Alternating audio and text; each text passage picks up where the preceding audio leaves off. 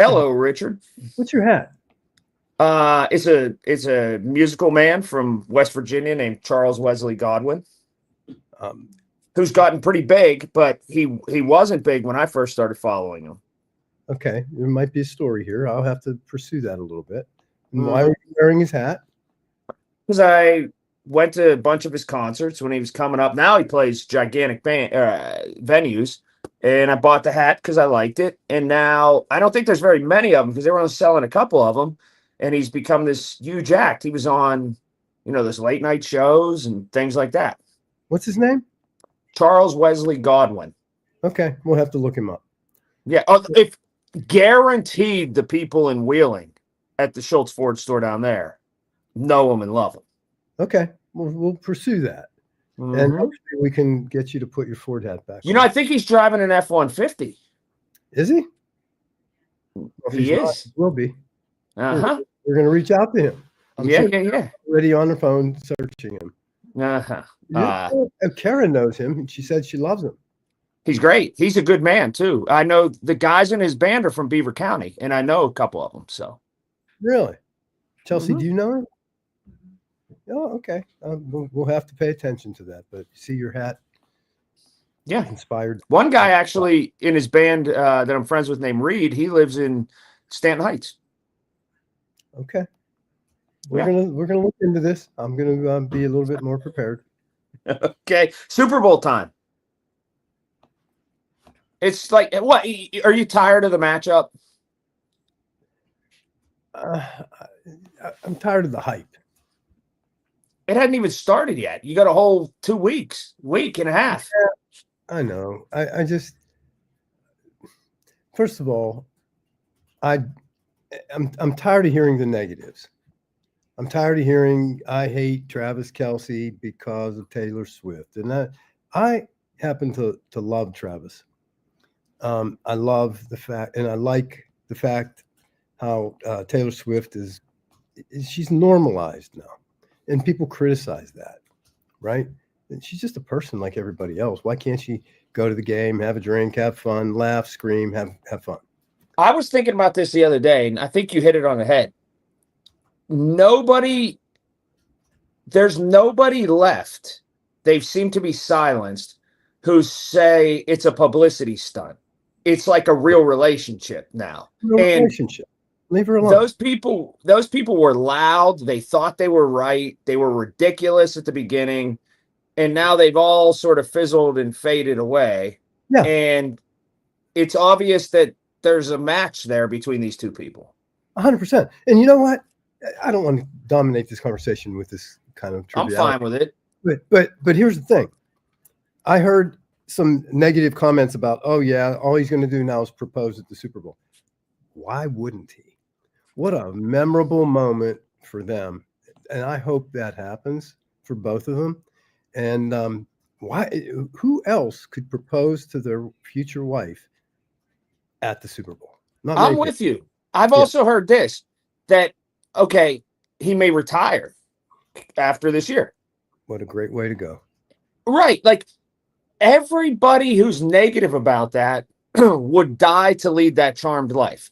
You have the beautiful movie star, singer wife. You are an NFL football player. You go out on top with your faculty still in place. You have a lot of your life left to lead. Excuse me. And you're the man, and you are on top of the mountain. I'm struggling to find any negative in that. It's when you're a little kid, it's what you dream about being. Yes. What I mean, why wouldn't you? It blows me away, the people that try to find negativity in everything. I am totally with you on this. And the thing about it too, and this is, what's that say? Bazzy won. Is that what kind of jersey is that? Is that a Lions jersey? No, sir. What is it? Ford jersey? I can't see it. I can see it, but I can't see the shoulders. Fly like an eagle. Oh, it's an eagle. Oh, it's green. Okay. Where'd you get that? I had that given to me by someone whose brother is a White House employee. They're from Philadelphia. Wow. Okay. Yep. Isn't that cool? That is pretty neat. That doesn't mean I'm rooting for them though. Man, you got a jersey? Did they? Have you ever worn it, or do you just hang it up? I brought it out over the weekend, first time. So who are you rooting for? Oh man, I tell you, I absolutely love Saquon. Oh, he might love him. He might end up being the best Penn State pro ever. Yes, and so I love him. I love what I see in the way he manages his personal life. I love him on the field. I love him, but I really would kind of like to see Kansas City achieve something nobody else has ever done. Mm-hmm. There's not a lot of time. I mean, just think about what has to happen in front of the next person that's almost going to break that record. It might not ever happen. So while they're on the precipice of that, I'd like to see that happen. Yeah, some people hate greatness. I like to see it happen. Yeah, and I'm with you on that. I like to have it ride out as long as possible. Yeah. And I don't dislike Kansas City as much as some other people do. And here's a reason why I've sort of warmed to Kansas City is they took a chance and got rid of the fastest person in the game and maybe one of the best receivers because they said, I don't necessarily like the way this guy's going. I don't know if he fits really, and we're doing great things, but we think we can be even better without him, and we're going to eliminate him from our room, and we could it just doesn't work. And people thought Andy Reid was crazy for that, and they've sustained. Like a fox. Crazy like a fox. And so that's the other thing. I really like Andy Reid. Mm-hmm. Talk about normal. I love Andy Reid. I love the fact that he was the winningest coach in Philadelphia before he left. And he's now taken that success and built on it in Kansas City. I love it. I love the relationship he seems to have with Patrick. And of course, you see that on some of the commercials. But I really do want to see Kansas City win the game. And of course, Philadelphia is our arch rival within the state. But I would like to see that happen. The other part, the part that's interesting to me, the most dynamic part of it is this. The Sirianni, right? So he has his introductory press conference. His thoughts aren't really streamlined or great in the introductory press conference. People in Philly want to kill him. Then he has a little bit of a losing streak towards the end of the year. People want to kill him. He's already gone to the Super Bowl a couple times. He's a young guy, whatever. The fans in Philly look at him. It's almost like being Ryan Day at Ohio State. It's like all the success he has, and they just harp on the negative. Not enough. He's been incredible. Sirianni has. Do you think the same thing about Mike Tomlin? No, this guy's a better coach than Mike Tomlin right now. He gets his team to the Super Bowl. Okay, so you don't think that people in their expectations of Mike Tomlin are unrealistic? Because they're holding him to a very high standard. I'm just basing it on the proof. Yeah, you are, but it's hard. First of all, I'm sure you attended Art Rooney's press conference. No, you're only allowed to have one person there from each outlet. Jeff Hathorn went. Okay. But I heard it all. Did he say really that he doesn't want two quarterbacks with different styles in the same quarterback room? Did he really? Pretty much, because if somebody gets hurt, you're able to just plug and play with the playbook. Yeah, so that's why I'm not an owner of an NFL team. I would say the opposite of that. I would say the difference in styles. It's not. I would actually just use those two quarterbacks, as I said right from the beginning of the season. Both in the same game at the same time. I would agree with that. I think it's good to have divergent styles so that you could give different looks during the same game. I do too. And then how about Russell Wilson going to the Pro Bowl now? Yeah, it's sort of interesting how diluted it is, but good for him. It counts. J.J. Watt immediately assailed it and said that, whenever you have 5 people drop out or whatever, hurt or whatever, how much of a Pro Bowl is it, or is it just a kind of an exhibition game? And so something like that on social media. I don't think that's wrong either. No. I mean, I'm not going to watch it. I mean, isn't don't they just play flag football? If the Pro Bowl was in my backyard, I'd shut the blinds. I've got no interest, like zero interest. Yeah, me too. I will actively avoid it, actually. Yeah, me too. I'm the same. So what do you think? Well, what's the status? What do you think about the postseason so far? What do you think about I think it's been great. I think there's a big conversation here about the amount of empathy is the right word, probably, that you have for Buffalo's fans. And if you have any at all, and how many near misses they've had. And if you look at them and you almost feel bad for them in some regard, because they only have so many windows. This one's not necessarily closing, but you could say it's at the height of its powers in terms of the ability to be open, and it's not going to be open forever.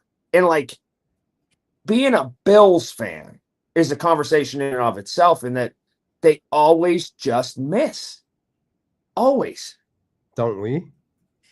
Well, we don't. We're not even getting to that point now. So they got to a game further. Well, a couple. I don't know. I don't know if I have any empathy for Buffalo. I love. I do like Josh Allen a lot.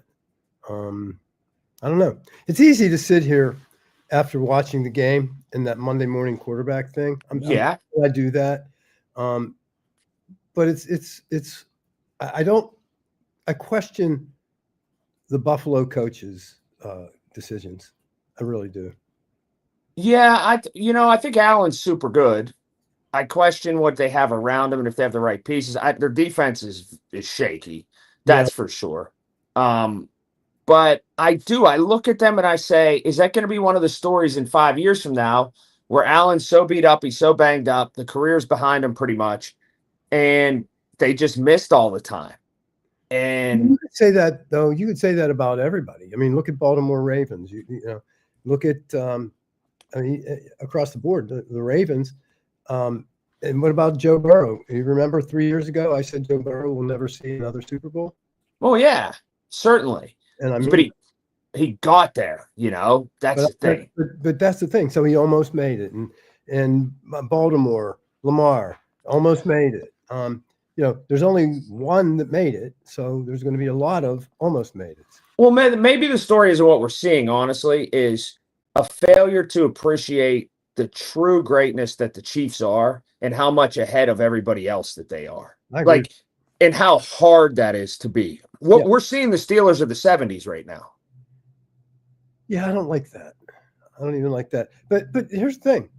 But Mike Tomlin said he wants to be – he's recognized that the quarterback of the future isn't a pocket passer. He said it, right?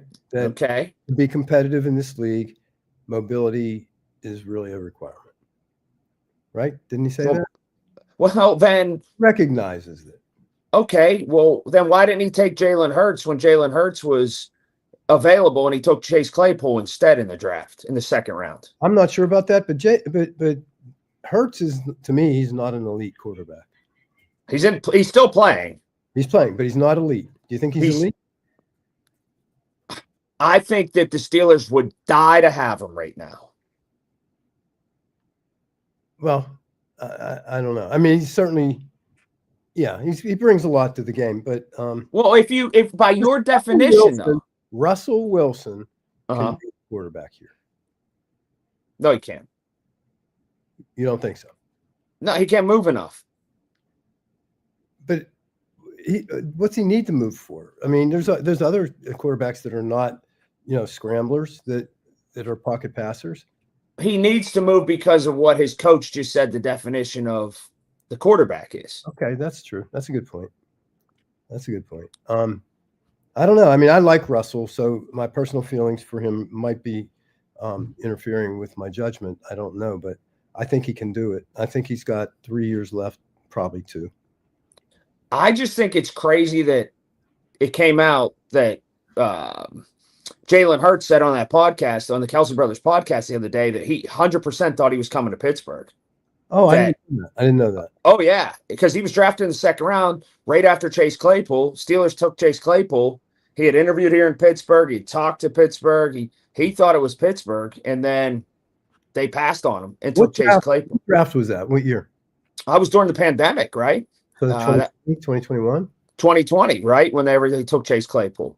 So it would have been, it would have been March, April. Yeah, it would have been that 2020 draft. Who would that have been our quarterback? Was Ben still our quarterback? It was, yes, it would have been because that playoff game was, it would have been Ben was still a quarterback. Interesting. Mm-hmm. Yeah, but were they thinking of replacing Ben at that time? No. So. But that's part of the, I think that's part of the hang up too, is that there was no true succession plan until there had to be, as opposed to a succession plan to put it in place and have one. Yeah.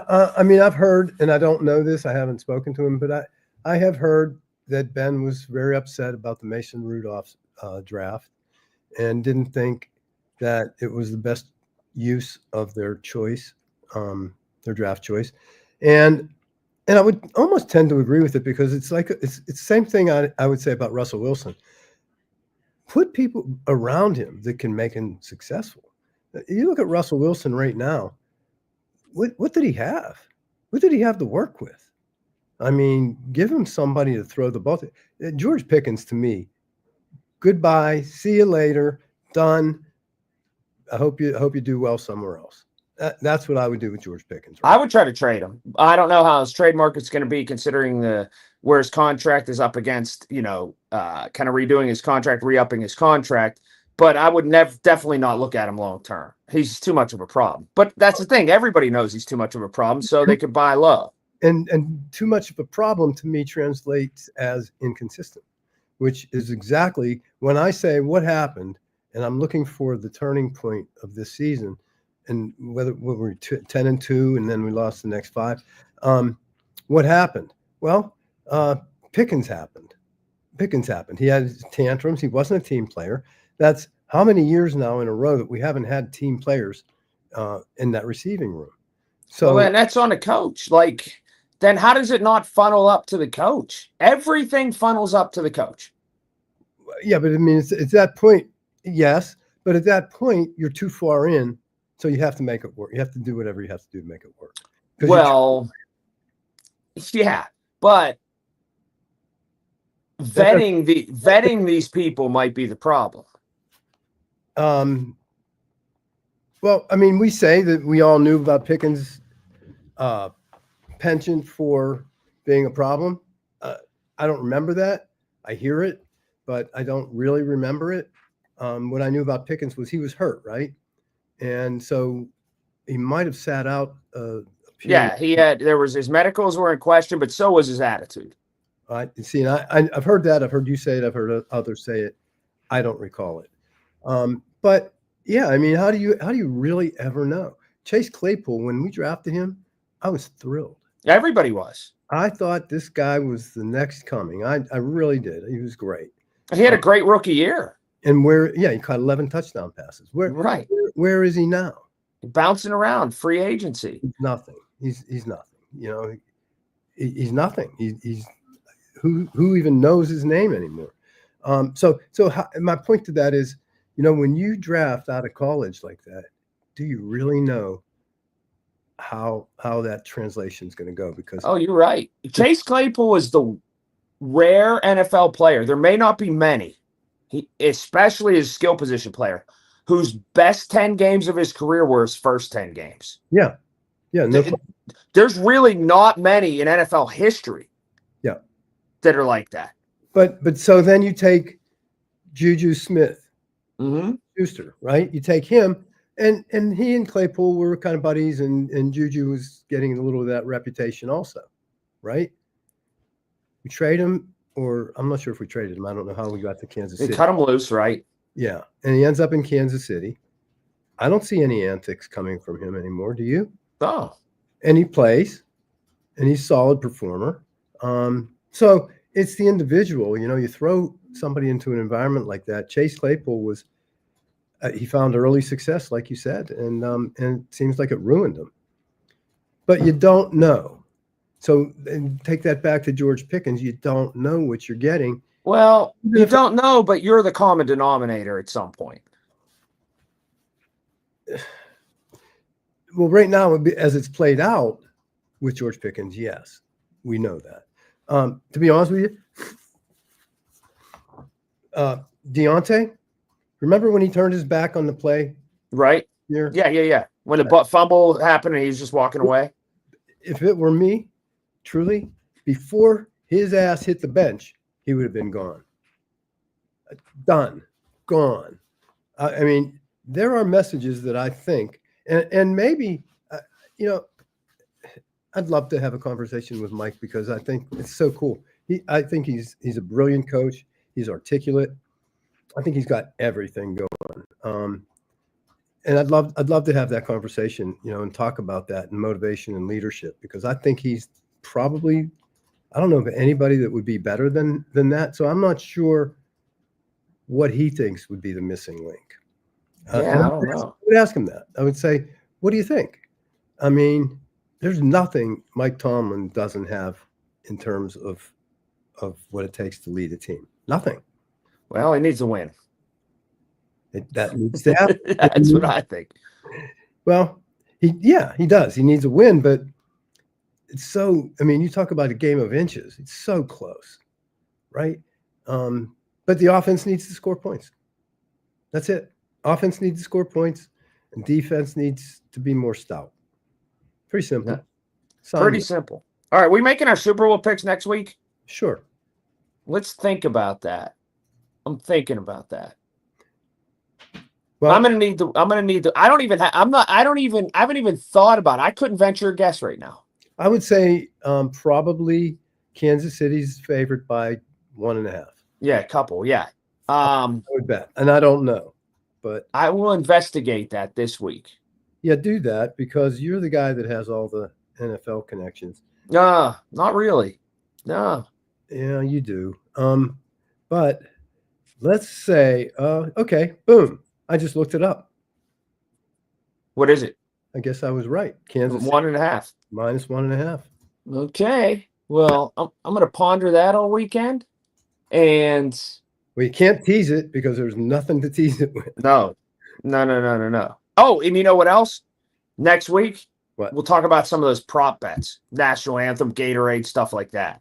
Let's do that. Let's do that. Can't wait. That's the entertainment. That is the entertainment. I'll talk to you next week. I'm gonna have a solid Super Bowl pick next week. Okay. And I'm gonna have a prediction as to something that's gonna happen off the wall in the game. I have that one in my head. You do? Yep. I'm not giving it away now. Next week. Travis Kelce scores a touchdown, reaches in his pants, pulls out a ring, and hands it to Taylor Swift. Maybe, but never no.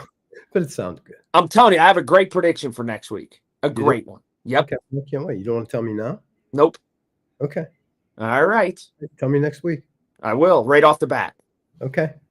I will talk to you.